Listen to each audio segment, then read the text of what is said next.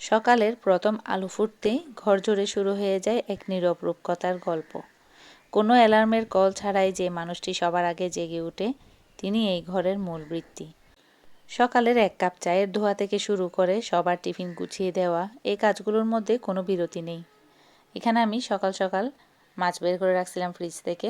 সকাল সকাল ফ্রিজ থেকে যদি বের করে রাখা হয় তাহলে আমার জন্য কাজটা খুবই সহজ হয়ে যায়। অন্যান্য কাজ করতে করতে এগুলো তখন ডিফ্রস্ট হয়ে যায়। আর বাচ্চাদেরকে স্কুলে বিদায় দিতে দিতে আমি ততক্ষণে এসে এগুলোকে পরিষ্কার করে নিয়ে চুলায় বসিয়ে দিতে পারি।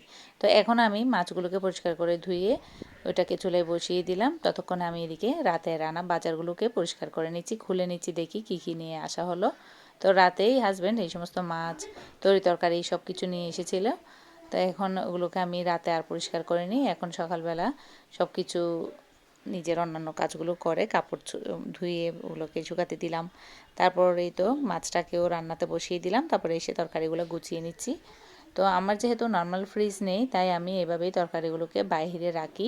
সবগুলোকে এভাবে খোলামেলার মধ্যেই রাখি আর কি। তো এভাবে হলে 2-1 দিন ঠিক থাকে। আর এদিকে আমার মাছ রান্নাও হয়ে গেছে। আর এপাশে আমি নতুন শিম নিয়ে আসছে, চ্যাপ্টা শিমটা। তো এটাকে সুন্দর করে ভাজি করে নিব। শিম আর মূলা দিয়ে আমি আজকে চিকন করে একটা ভাজি করে নিব। আর মূলা দিয়ে আমি আজকে চিংড়ি মাছ দিয়ে একটু রান্না করব, ঢেঁড়স আর মূলা দিয়ে। তো এখানে ভাজি করছি, ঢেঁড়স মূলা আর চিংড়ি মাছ দিয়ে একটা রান্না করছি টমেটো দিয়ে। আর মাছটা রান্না করে নিব। তো এই তো মাছ রান্না, এখানে ভাজি, ডাল করলাম বাচ্চাদের জন্য, আর এই মূলার তরকারি।